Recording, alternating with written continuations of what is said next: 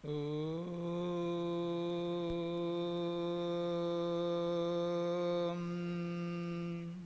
सहनाववतु सहनौ भुनक्तु सह वीर्यं करवावहै तेजस्विनावधीतमस्तु मा विद्विषावहै।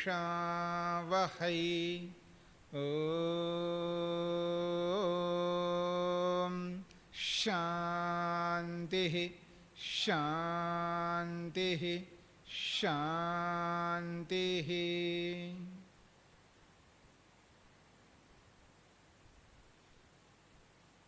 मनुस्मृति के दूसरे अध्याय के 134वें श्लोक को लेकर के हम विचार कर रहे हैं।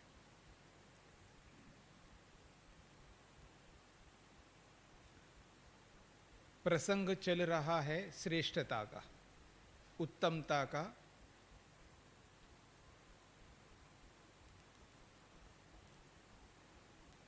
और उस उत्तमता को बताते हुए ये स्पष्ट कर दिया है कि जिसके जीवन में जितनी अधिक योग्यता होती है वह उतना ही अधिक श्रेष्ठ माना जाता है। और मनुष्य एक ऐसा प्राणी है जो जिसमें सर्वाधिक श्रेष्ठता पाई जाती है, और वो योग्यता के कारण से है, बुद्धि के कारण से है, ज्ञान के कारण से।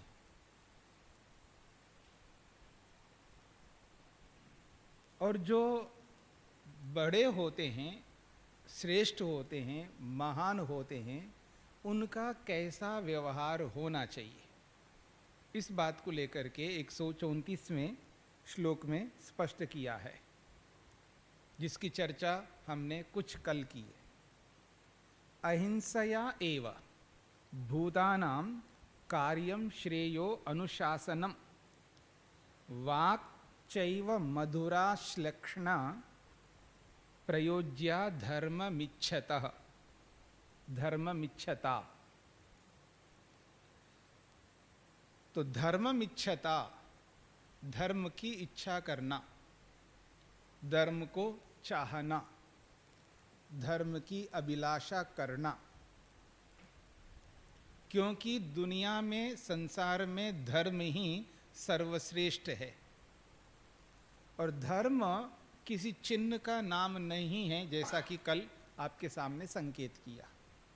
या कोई संप्रदाय अपने आप में कोई धर्म नहीं होता, संप्रदाय को भी धर्म नहीं कह सकते। संप्रदाय तो एक मान्यता है, किसी न किसी मान्यता को, किसी न किसी सिद्धांत को लेकर के जो चलते हैं, उस सिद्धांत को लेकर के चलने वालों की वो मान्यता है, वो उनका अपना एक संप्रदाय बन जाता है। यहाँ कोई संप्रदाय की बात नहीं हो रही है, यहाँ पर बात हो रही है धर्म, और वो भी मनुष्य का धर्म। और मनुष्य का धर्म सबके लिए एक जैसा है। जिसे यहां धर्म बोला जा रहा है वो मनुष्य का धर्म है। पशुओं का धर्म अलग है, पक्षियों का धर्म अलग है, वृक्ष वनस्पतियों के धर्म अलग है, पहाड़ों के अपने धर्म हैं, नदियों के अपने धर्म हैं, सबके अपने अपने धर्म हैं। लेकिन मनुष्य का भी एक धर्म है। और जो मनुष्य मात्र के लिए एक पंक्ति में खड़ा करना है उसको, अर्थात सब मनुष्यों को एक पंक्ति में खड़ा कर दो और सबके लिए यही अनुशासन है, एक ही धर्म है, अहिंसा परमो धर्मः। अब यहां अहिंसा शब्द को लेकर के मान्यताएं अलग अलग हो जाती है। कुछ लोग अहिंसा को उचित ठहराते हैं और कुछ लोग अनुचित ठहराते हैं। और ये अनुचित ठहराने के पीछे एक बहुत बड़ा कारण है अहिंसा को न समझना। अहिंसा का अर्थ ये नहीं होता है कि कोई भी अन्याय करे, कैसा भी अन्याय करे और उसका आपको उत्तर ना देना, उस अन्याय करने वाले को न रोकना, क्योंकि अन्याय से अव्यवस्था उत्पन्न होती है, अन्याय से दुख उत्पन्न होता है, अन्याय से कष्ट होता है, पीड़ा होती है, दर्द होता है, मुसीबतें आती हैं, समस्याएं आती हैं, बाधाएं आती है।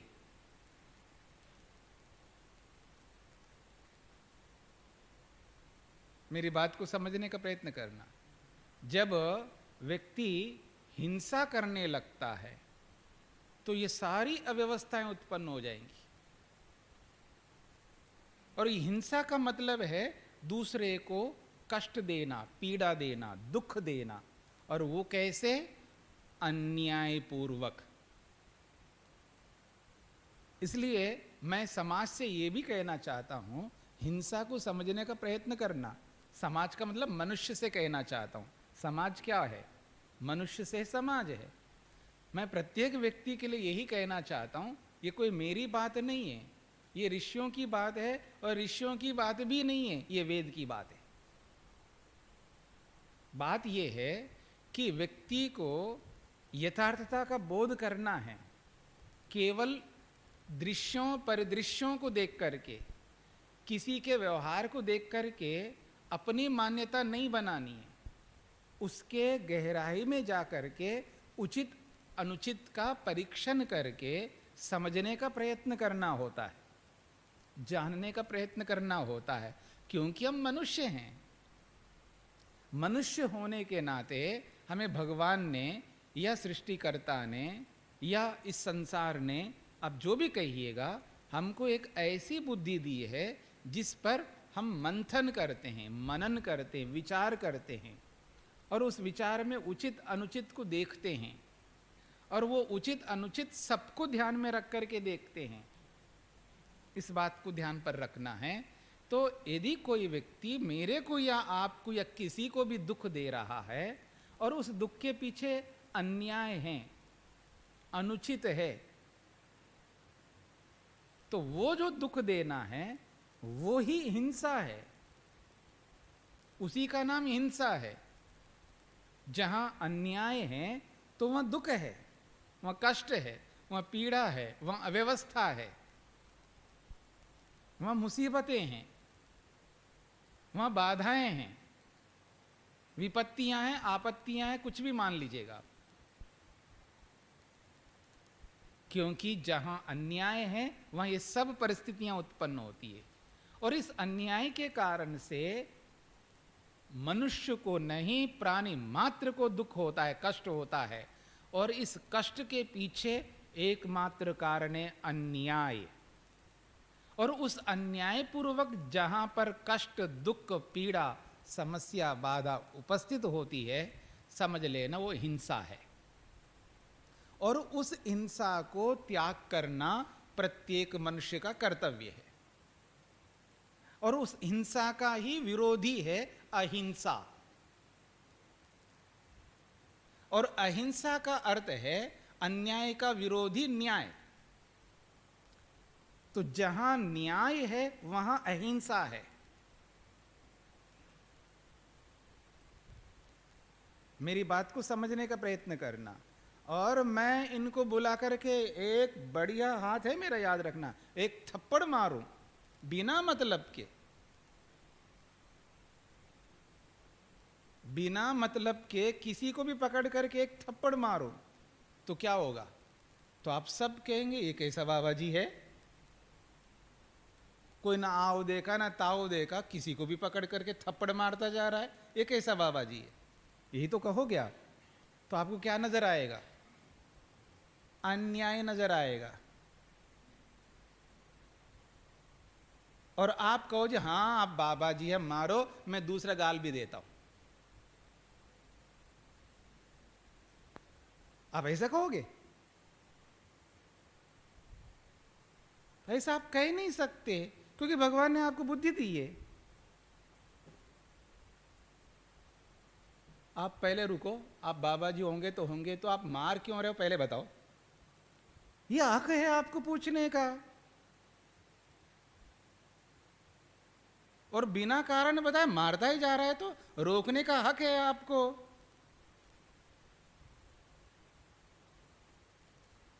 यह आपका अधिकार है। फिर भी मारता है तो आप, फिर आपका जो हक है वो आपको रोक नहीं सकता। नहीं मानता सामने वाला तो क्या करोगे आप? क्योंकि अन्यायपूर्वक मार रहा है तो आप क्या करोगे? उसका उत्तर दोगे, उत्तर देना पड़ेगा आपको। तो जब आप उत्तर दोगे तो आप क्या कर रहे होते? न्याय कर रहे हैं आप। अन्याय करने वाले को रोकने का मतलब न्याय है। इसलिए हिंसा और अहिंसा को समझने का प्रयत्न करना है। तो जहां अन्यायपूर्वक दुख दिया जाता है, कोई भी दे, चाहे सन्यासी दे, चाहे मां दे, चाहे पिता दे, चाहे कोई भी दुनिया का, यदि कोई अन्यायपूर्वक दुख दिया जाता है, जब माता पिता मारते हैं ना बच्चों को, छोटे बच्चों को मारते हैं, तो फिर वहां पर उनके ऊपर केस किया जाता है। विदेश में तो आप मार नहीं सकते। आप ऐसे कैसे मार रहे हो? आपके बच्चे, इसका मतलब मार सकते हैं।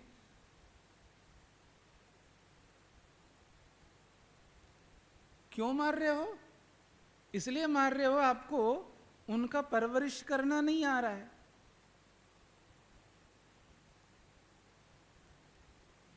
उनको रोको, उनको समझाओ, उनके स्तर पर समझाओ। और अन्यान्य ऐसे साधन हैं, भगवान ने मनुष्य को ऐसी बुद्धि दी है, सामने वाले को किस तरह चलाना है उस तरह का करो आप। अब उन सारे उपायों को रोक करके, उन सारे उपायों को ना लगा करके कि घर में सांप घुस गया है और सबसे पहले आप लाठी उठा रहे हो उसको मारने के लिए। अभी तो वो द्वार में ही आया है, अभी तो आपके द्वार में आया, भी सामने है आपके सामने, उसको आप निकाल सकते हो, उपाय अपना सकते हो। नहीं, आपका पहला ही हथियार उठता है लाठी और उसको मारने लगते हो आप। अगर आप ऐसे करने लग जाओ हर जगह, तो ये जो बुद्धि दी है भगवान ने, इस बुद्धि का प्रयोग कब करोगे आप? कहां करोगे? हर जगह बुद्धि का प्रयोग किए बिना ही आप काम करने लग जाओ। कोई भी कार्य करो और बुद्धि का प्रयोग करना नहीं है, और कार्य करते जाओ, आप कर्म करते जाओ, तो फिर उस बुद्धि का होना ना होना व्यर्थ हो गया। इसलिए बुद्धिपूर्वा कृति ही, हाँ, बुद्धिपूर्वक कृति होनी चाहिए, बुद्धिपूर्वक काम होना चाहिए, बुद्धि रहित कार्य नहीं होना चाहिए। इस बात पर ध्यान देते हुए कहा जा रहा है, अहिंसया एव भूतानाम अनुशासनम कार्यम सएव श्रेय। वही श्रेय है, वही श्रेष्ठ है। बुद्धिपूर्वक होना चाहिए, अहिंसा पूर्वक होना चाहिए, अर्थात न्याय पूर्वक होना चाहिए। अब उस न्याय में किसी को दुख देना पड़ता है तो दो ना, क्योंकि वो न्याय है वहां पर। अब पहले आपको निर्धारण करना है कि अगर आप माता है, आप न्यायपूर्वक ही उसको मार रहे हो, फिर आपको रोका नहीं जाएगा। न्यायपूर्वक अगर आप मारते हो किसी को तो आपको नहीं रोका जाएगा, क्योंकि न्यायपूर्वक जो भी दिया जाएगा वो अहिंसा है, और अन्यायपूर्वक जो भी दिया जाएगा वो हिंसा है, चाहे वो दुख दिया जाए या सुख दिया जाए। इस बात को ध्यान में रख करके चलना होता है।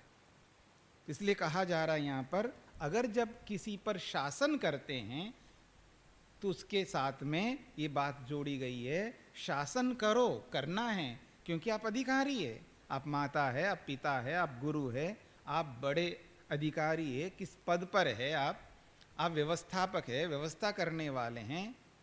तो जहां जहां जो जो अधिकारी होता है उसको शासन तो करना ही है, पर उस शासन को कैसे करे? अहिंसया एवा, वो अहिंसा का माध्यम अपनाना पड़ेगा, अर्थात न्याय का माध्यम अपनाना होगा, तभी वो श्रेयस्कर होगा, वही श्रेष्ठ होगा। और उस न्याय को करते समय भी ऐसा करो, कहा है मधुरा श्लक्षणा वाक प्रयोज्या। और जब उस शासन में जब आप उनको बोलोगे, कहोगे, तो वहां पर यह भी ध्यान रखना होता है कि आपकी वाणी मधुर हो, और श्लक्षणा, जिसमें ईर्षा ना हो, उस वाणी के अंदर ईर्षा, द्वेष, मत्सरता, ये सब झलकने नहीं चाहिए, उसमें दिखने नहीं चाहिए। दोष रहित वो वाणी होनी चाहिए, ऐसी वाणी का प्रयोग करना चाहिए यदि जीवन में धर्म को चाहते हो तो, क्योंकि धर्म से ही हम अपने प्रयोजन को पूरा कर सकते हैं। इसलिए शास्त्र कहते हैं धर्म अर्थ काम मोक्षाणाम आरोग्य मूलम उत्तमम। अगर शरीर को स्वस्थ रखना है तो भी धर्म, और धर्म अर्थ काम और मोक्ष ये हमारा उद्देश्य है, तो सबसे पहले धर्म, धर्म से ही तो अर्थ को प्राप्त करेंगे, और धर्म पूर्वक अर्थ का ही तो उपभोग करेंगे, तभी तो मोक्ष होगा, तभी लक्ष्य की सिद्धि होगी। इसलिए धर्म आधार है जीवन में। इसलिए धर्म को चाहने वाले व्यक्ति को अहिंसा को अपनाना होगा। वो अहिंसा न्यायपूर्वक होती है, इसलिए उस अहिंसा में ऐसा कभी नहीं होता है कोई मेरे घर में घुस के आ जाए तो हम कहते हैं हाँ आ जाओ जी, मैं बाहर निकलता हूं। ऐसा नहीं होता है, उसको हम घुसने नहीं देंगे, उसको रोकेंगे, क्योंकि अन्यायपूर्वक हमारे घर में कोई घुसता है, चाहे घर में घुसे, चाहे देश में घुसे, चाहे आपके जीवन में घुसे। मेरी बात समझ रहे हैं आप? या कोई देश के अंदर प्रविष्ट हो अन्यायपूर्वक, तो उसको रोकना हमारा कर्तव्य है। हमारा का मतलब है जो इस जिम्मेदारी को लिया उनको रोकने का कर्तव्य है उनको। समाज में घुसेंगे तो आपका कर्तव्य है उसको रोकने का, और आपके घर में घुसे तो आपका कर्तव्य है। और आप किसी के जीवन में आप अन्यायपूर्वक घुसोगे तो सामने वाले रोकेगा आपको।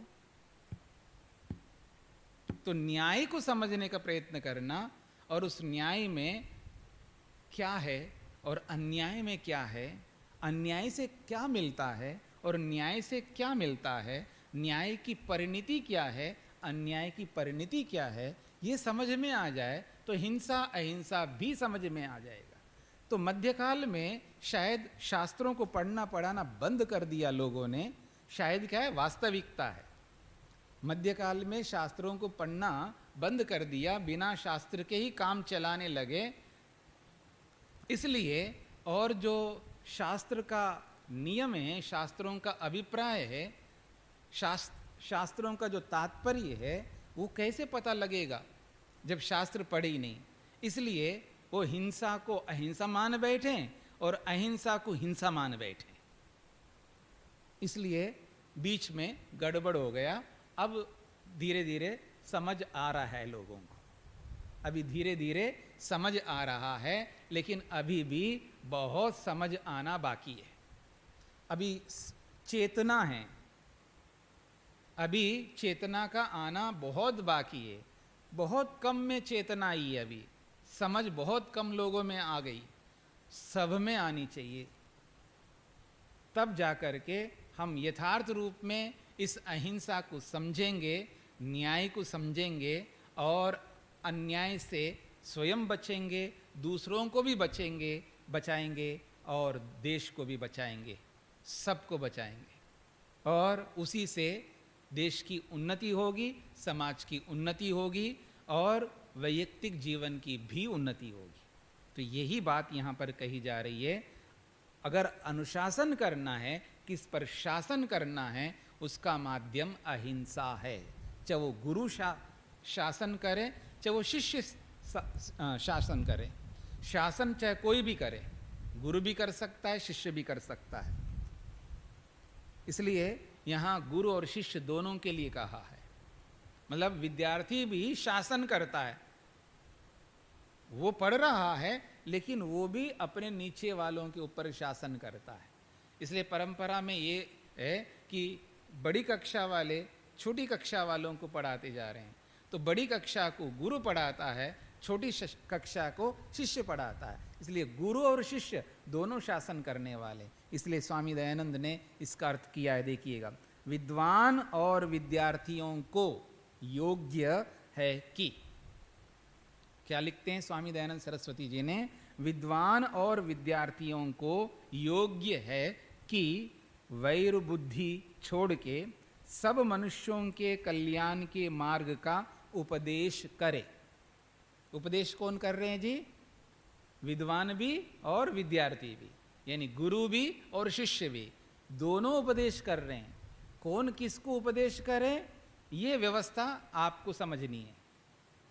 तो कहा जा रहा है विद्वान और विद्यार्थियों को योग्य है कि वैर बुद्धि छोड़ के सब मनुष्यों के कल्याण के मार्ग का उपदेश करे। और उपदेष्टा मधुर सुशीलता युक्त वाणी बोले। जो उपदेश करने वाला उपदेष्टा है, चाहे वो विद्वान हो या विद्यार्थी हो, गुरु हो या शिष्य हो, कहते हैं उस व्यक्ति को मधुर सुशीलता युक्त वाणी, मधुर वाणी बोलना है, और उस वाणी में सुशीलता हो, उस वाणी में संयम हो, उस वाणी में नियंत्रण हो, उस वाणी में ईर्ष्या द्वेष आदि दोष ना हो। ऐसी वाणी का प्रयोग करे, ऐसी वाणी को बोले जो धर्म की उन्नति चाहे। वह सदा सत्य में चले और असत्य का ही सदा सत्य में चले और सत्य का ही उपदेश करे। ये इसका अभिप्राय है। तो उपदेश दोनों कर रहे, याद रखना। और जब उपदेश करने के लिए जब आता है, तो उसको उपदेष्टा को स्वयं के लिए भी देखना होता है। जो मैं उपदेश कर रहा हूं वो उपदेश मुझ पर भी लागू है।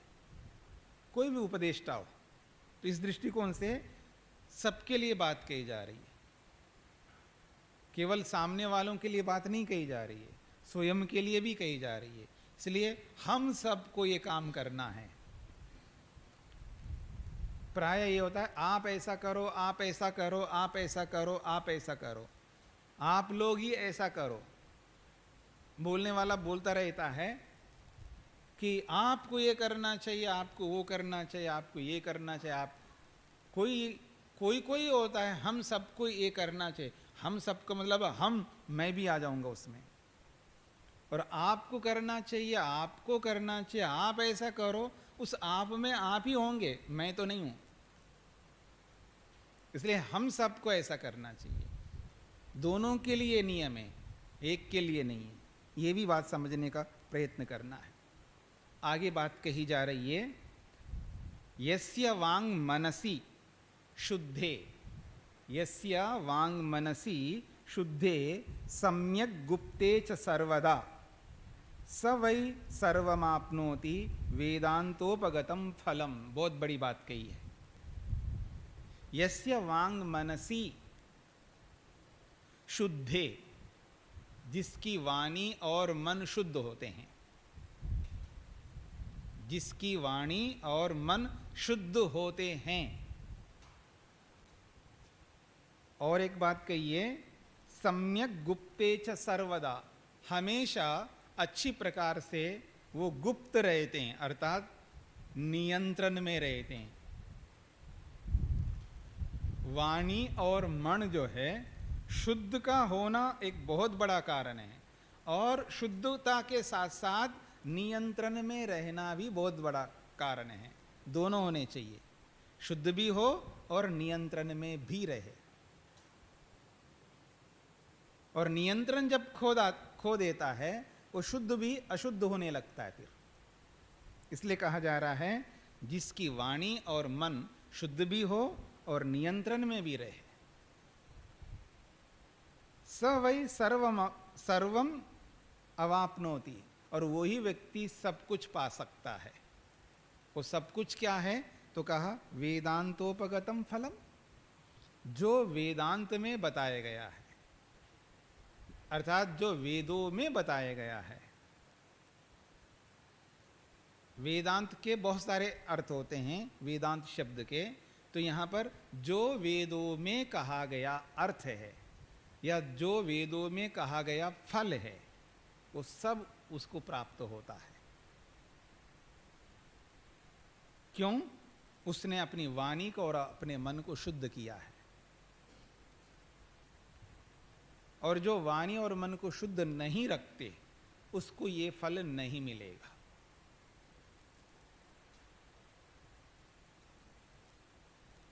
जब व्यक्ति बोलता है, इतना कठोर बोलता है, और एक मान्यता और पता नहीं कहां से ले आए, उसको पता नहीं लगता है, सत्य तो कड़वा ही होता है जी, सत्य तो कड़वा ही होता है, सत्य तो कड़वा ही होता है। अब सत्य को कड़वा बना देता है और कड़वा बना देता है, और ऐसा बोल देता है कहाँ बोलना कहाँ नहीं बोलना, कैसे बोलना, सबको दरकिनार कर देता है। और ऐसे बोल देता है जैसे मतलब जैसे कोई तीर आकर के आपके हृदय को चीर रहा हो, ऐसा लगता है व्यक्ति का। और यहां बोला जा रहा है कि मधुर बोलो, श्लक्षणा बोलो।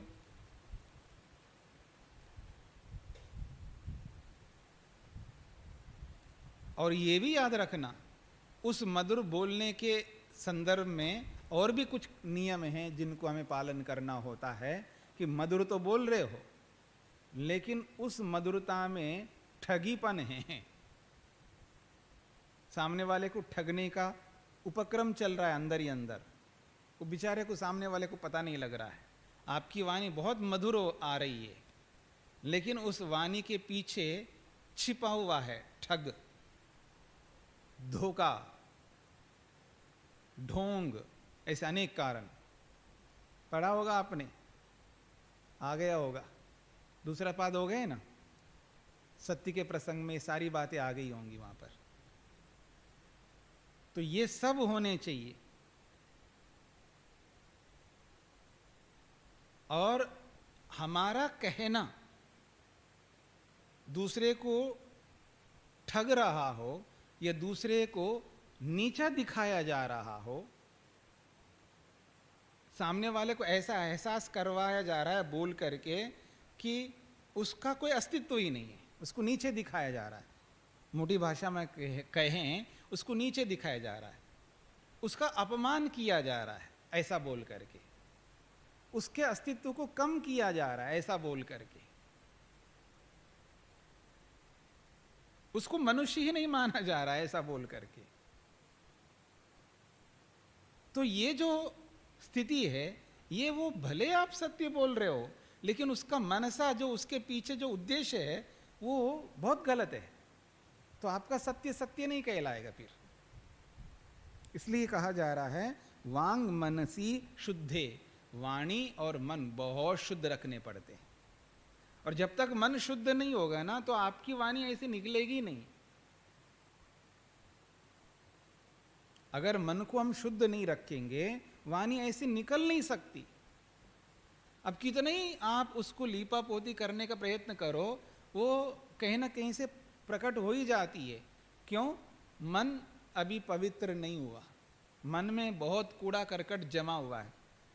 बड़े बड़े जब बरसात होती है ना, पहली बरसात, और वो भी एकदम बहुत अच्छी हो जाती है पहली बरसात, और फिर जब वो जो नाले नदी जो भी होते हैं उसमें जब पानी आता है, फिर देखना क्या पानी होता है कमाल का।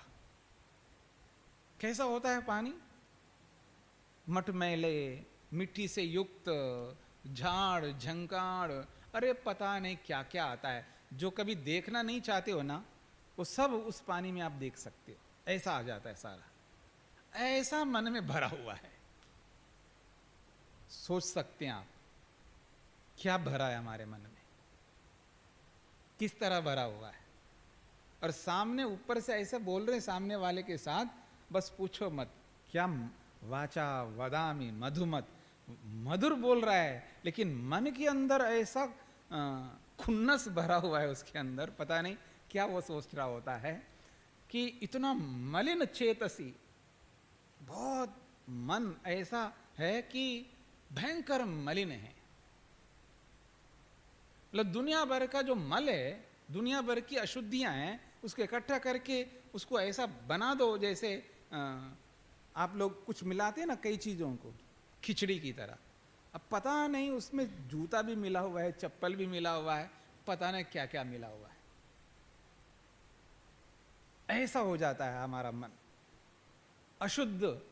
अशुद्ध की एक पराकाष्ठा है, मतलब अशुद्धि की एक अंतिम सीमा है कि इससे बढ़कर और अशुद्धि हो ही नहीं सकती। ऐसा जब मन रहेगा तो कितना ही मधुर बोलो आप, कितना ही अच्छा बोलो।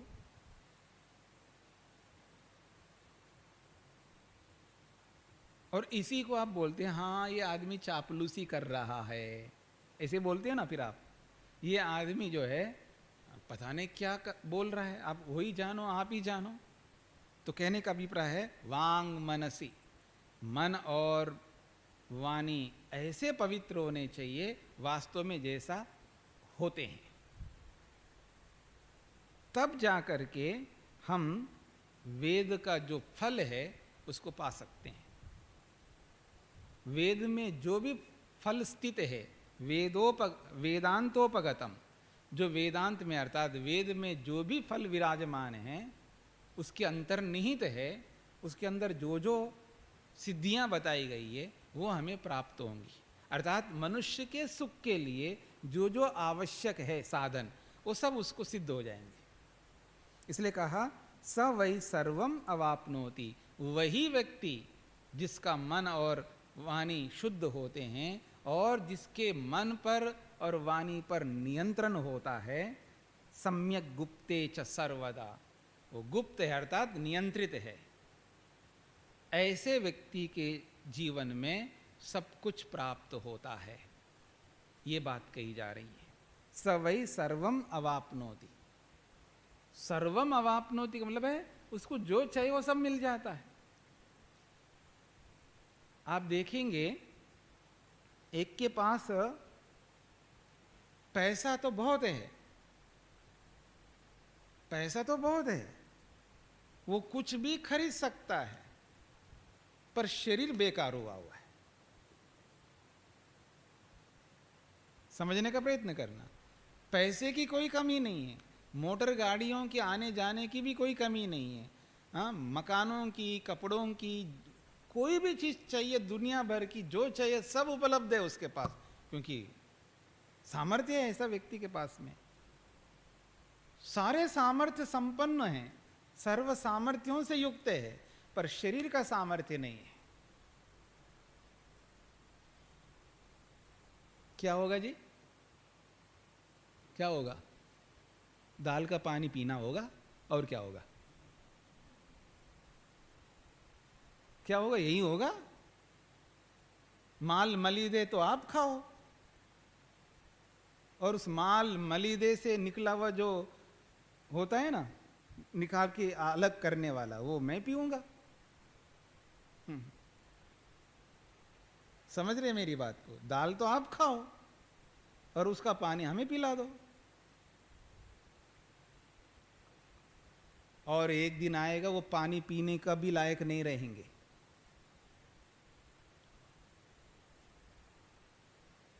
तो सब कुछ होने का मतलब क्या हुआ है जब शरीर ही साथ नहीं देता हो? तो इसलिए कहा जा रहा है सर्वम आपनोति, सब प्राप्त करता है। तो उस सब में शरीर का प्राप्त होना भी, शरीर का स्वस्थ होना भी बहुत आवश्यक है। सब कुछ है और शरीर ठीक नहीं है तो कोई अर्थ नहीं है। और एक बात, शरीर बहुत अच्छा है, हाँ याद रखना, ब्रह्मचारी का शरीर देखो बहुत अच्छा है, लेकिन वो सब कुछ नहीं है। तो उस बहुत अच्छा शरीर का होना क्या मतलब? कोई मतलब नहीं है। मतलब वो खा सकता है, पी सकता है, कुछ भी कर सकता है, मतलब जो भी चीजें हैं उन सब का प्रयोग कर सकता है, लेकिन वो कर नहीं रहा है क्योंकि है ही नहीं उसके पास में। दोनों स्थितियों में कितनी बड़ी हानि होती है। मैं एक मोटा उदाहरण दे देता हूं आपको। कहावत, अलग अलग भाषाओं में अलग अलग कहावत होते हैं कि इनके पास में जमीन है, बहुत बढ़िया जमीन है, समझ रहे हैं? थोड़ी मोड़ी जमीन नहीं है, जमींदार लोग होते हैं कुछ लोग, जमीन ही जमीन है, लेकिन उसको जोतने का साधन नहीं है, बस जमीन जमीन देखे गए। जमीन तो है, और जमीन के होने से क्या होगा? उसको ट्रैक्टर चाहिए, उसको चलाने वाले चाहिए, काम करने वाले साधन चाहिए ना। अब जमींदार को छोड़ दीजिएगा, एक आदमी है ये, इनके पास 1 एकड़ जमीन है, 1 ही एकड़, पर ट्रैक्टर नहीं है, मतलब बैल नहीं है, हाँ, वो जो हल है वो नहीं है, कुछ नहीं है, बस जमीन जमीन है।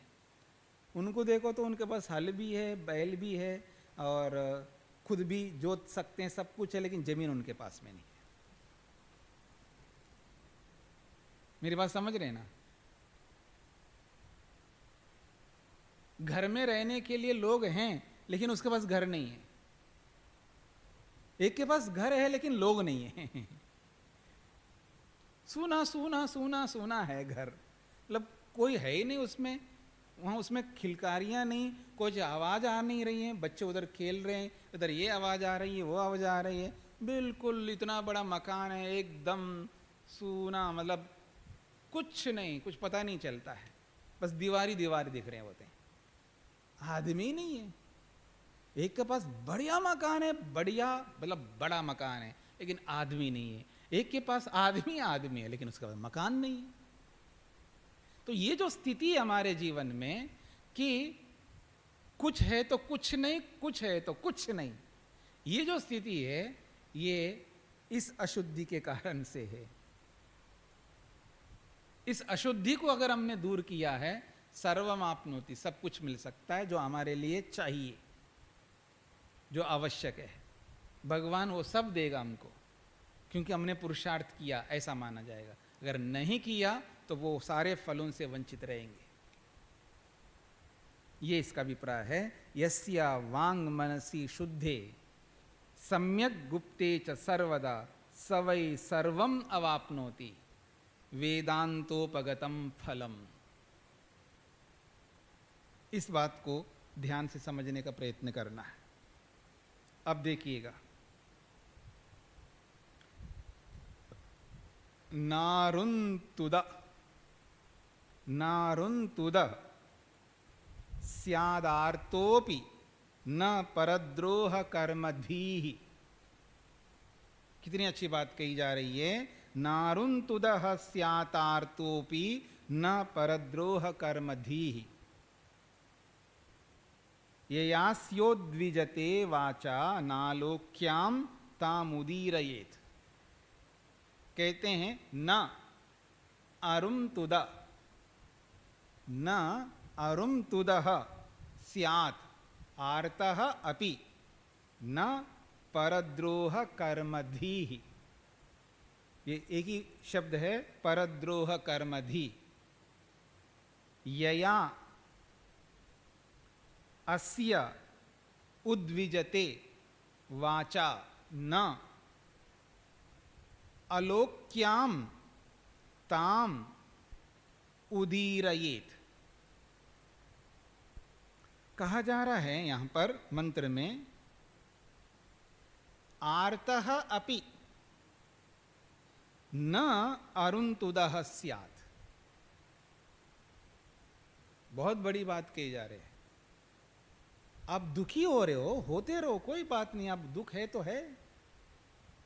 कई बार आदमी बहुत दुखी हो रहा होता है, अब उस दुखी आदमी को कोई कुछ करने लगे, फिर वो ऐसा दुख देने लगता है, दुखी आदमी बहुत ज्यादा दुखी देने लगता है दूसरे को, ये कहना चाह रहे हैं किसी कारण से आप दुखी है। आर्तः का मतलब है दुखी। यदि आप किसी कारण से दुखी है, किसी के मरने के कारण, पैसे के डूबने के कारण, मकान के टूटने के कारण, आंधी के कारण, तूफान के कारण, भूकंप के कारण, किसी न किसी कारण तो बहुत हो सकते हैं, बहुत सारे कारण होते हैं, और उन सब कारणों के कारण से आप दुखी हो रहे हो। आर्तः अपि, दुखी होते हुए भी, अरुणतुदा न स्यात्, दूसरे को दुख नहीं दे सकते आप।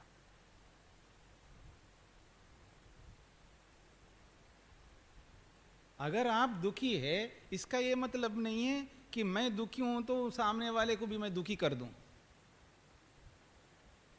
मनुष्य की एक प्रवृत्ति होती है, देखो मैं तो गया हूं, अब मेरे कुछ मिलने वाला नहीं है, लेकिन इसको मिल रहा है ना, इसको मिलने नहीं दूंगा। मैं तो फेल हो गया हूं, ठीक है ना, अब ये पास कैसे हो सकता है, इसको भी फेल कर दूं, इसलिए उसको पढ़ने नहीं देने का, उसको व्यवधान उत्पन्न करना है। ऐसे सबके साथ लगा सकते, विद्यार्थी विद्यार्थी के साथ, गृहस्थी गृहस्थी के साथ, और बाबा जी के साथ, सन्यासी सन्यासी के साथ। क्योंकि आदमी की एक ऐसी प्रवृत्ति होती है कि खुद जीते नहीं, दूसरों को जीने नहीं देते, खुद सुखी नहीं होते, दूसरों को सुखी नहीं रहने देते, खुद संतुष्ट नहीं होते, दूसरों को संतुष्ट होने नहीं देते। तो ऐसे सबके साथ आप लगा सकते हैं। आर्तः अपि, दुखी होकर के भी, न अरुणतुदः स्यात्। अब थोड़ा सा अरुणतुदा को समझने का प्रयत्न करते हैं। ये अरुणतुदा क्या है? तुदा तो समझ में आ रहा होगा आपको, जिसने भी धातु पाठ पढ़ ले, ठीक है ना, एकदम तुद पढ़ते ही समझ में आएगा, तुदति। तो तुद का अर्थ होता है दुख देना। तो कहा अरुम, अरुम का अर्थ होगा है अरुणशी, मर्म, मर्म को अरु कहते हैं। जो मर्म होते हैं ना, मर्म का मतलब है जहां अगर चोट आ जाए ना थोड़ा सा भी, बड़ा दुख होता है, कष्ट होता है। हाँ याद ना, जिसको आप मर्म स्थान कहते हो ना, मर्म स्थान, कुछ ऐसे शरीर के अंदर स्थान होते हैं जहां थोड़ा सा भी कुछ लगे ना तो बड़ा दुख होता है, कष्ट होता है। कई बार लोगों के मन, मर्म स्थान बताइए, क्यों बताऊं मैं आपको? चलो एक बता देता हूं मैं, बता दूं? आंख। भाई सारे नहीं बता सकता मैं। आंख है, ये कैसा है? मर्म स्थान है। आप आंख में थोड़ा सा भी कुछ लगे ना, एक कण भी आ जाए, बाल का कण आ जाए, कोई तिनके का बहुत सूक्ष्म कण आ जाए, बड़ा आंख को कष्ट देता है, वो दुख देता है, ठीक है ना। तो कहा अरुणशी मर्मानि तुदति, अरुणशी अर्थात मर्मानि तुदति,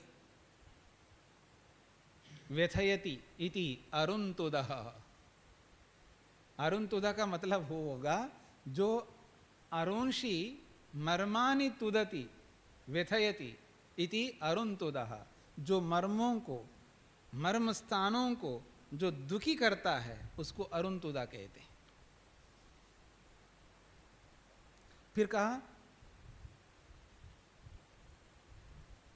ना उस मर्म स्थान को दुख मत देना, यानी सामने वाले को, आप सामने वाले व्यक्ति को ऐसा मानो वो बहुत ही नाजुक व्यक्ति है, वो मर्म स्थान के बराबर है, उसको कुछ भी आप करो वो बड़ा दुखी हो जाएगा, उसके पास सामर्थ्य नहीं है। दुनिया में कोई भी व्यक्ति किसी को भी दुखी करता है और बड़े आसानी से आदमी दुखी होता है। कई बार मेरे को मतलब क्या हुआ कि कोई भी व्यक्ति मेरे को दुखी कर दे, इतना कमजोर दीनहीन गरीब हो गया मैं। एक ओर से बोल दो अदीनाः स्याम शरदा शतम पढ़ते हो, एक ओर से क्या पढ़ते हो जी आप? अदीनाः स्याम, मैं दीनता हीनता से रहित होकर के सशक्त सबल सामर्थ्यवान 100 शरद ऋतुओं तक बनूं, बना रहूं। पढ़ते हो ना आप लोग। और एक ओर से एक शब्द बोल दिया, मुंह लटका कर के ऐसे करने लगता है आदमी। मतलब चेहरे से करे, मन से करे। हाँ, आप बड़े होशियार लोग होंगे वो तो मन से करेंगे, और जो बेचारा होशियार नहीं हो तो शरीर से करेगा। मतलब किसी ने एक शब्द बोल दिया, ब्रह्मचारी ब्रह्मचारी को बोल दे, आश्रमवासी आश्रमवासी को बोल दे, गृहस्थी गृहस्थी को बोल दे, कोई किसी को बोल दे, एक शब्द ऐसा बोल दिया। अब उस शब्द को पकड़ करके इतना दुखी रहता, इतना दुखी रहता है। मतलब आदमी इतना नाजुक है, वो मर्म स्थान के बराबर है। तो ऐसे आदमी को क्यों छेड़ते हो जी, क्यों दुखी करते हो आप? इसलिए कह रहे हैं आप स्वयं दुखी हो तो भले होंगे आप दुखी, क्या करें, किसी कारण से आप दुखी हो गए तो कम से कम आप दूसरे को तो दुख ना दो। दूसरों को क्यों दुख दे रहे हो आप? इसकी चर्चा हम और आगे करेंगे। अरुण तुदा को समझने का प्रयत्न करना। आर्तः अपि अरुण तुदः न स्यात्। दुखी होकर के भी मर्म स्थान को दुख ना दे, क्योंकि वो बहुत नाजुक होता है। इसको लेकर के चर्चा आगे करेंगे। इसको यहीं पर विराम देते हैं। ओम शांति शांति शांति।